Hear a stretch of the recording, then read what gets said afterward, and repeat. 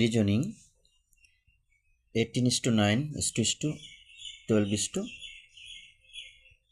Dash এই জিজ্ঞাসা চিহ্ন এখানে কী হবে? ঠিক আছে, তা প্রথমে আমরা একটা পদ্ধতি করব, দেখি কি সম্পর্ক হয়, মানে এই দুটোর মধ্যে যে সম্পর্ক হবে এখানেও সেই একই সম্পর্ক হবে। ওকে, তাহলে প্রথম দেখছি 18-এর ক্ষেত্রে আমি এর যদি বর্গ করি তাহলে হচ্ছে 324।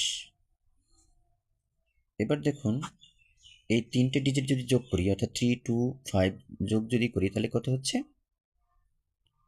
3 আর 2 5 আর 4 9। ঠিক আছে, এবার এখানে 9 পাচ্ছি। 12-এর ক্ষেত্রেও দেখি সেই একইভাবে,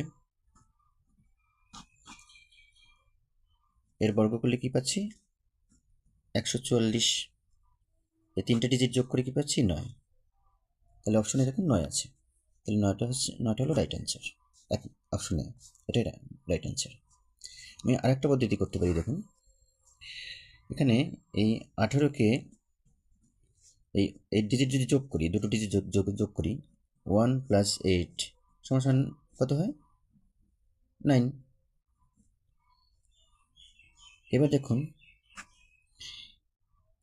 18 থেকে এই 9 যদি বিয়োগ করি তাহলে আমরা 9 পাচ্ছি।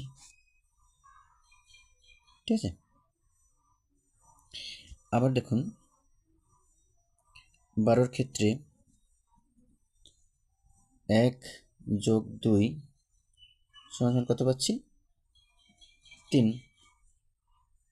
ঠিক আছে, এবার যদি 12 থেকে 3 বিয়োগ করি তাতেও কিন্তু আমরা 9 পাচ্ছি। এক্ষেত্রেও দেখুন সেই আনসার 9 আসছে। তাহলে এভাবে আমরা অঙ্কটা করতে পারবো।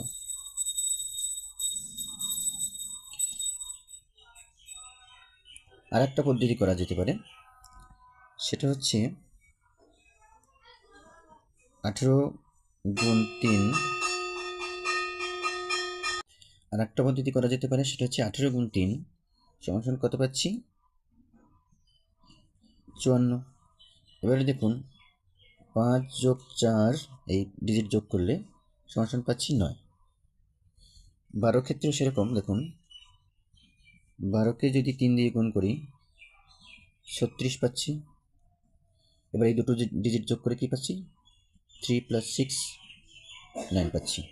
তাহলে এই তিনটা ক্ষেত্রেই দেখুন আমরা তিনটা পদ্ধতি অবলম্বন করছি, তিনটা পদ্ধতিতেই কিন্তু সেই 9 আসছে। তাহলে আমরা শিওর যে উত্তর হবে 9, অপশন নম্বর এ। ওকে।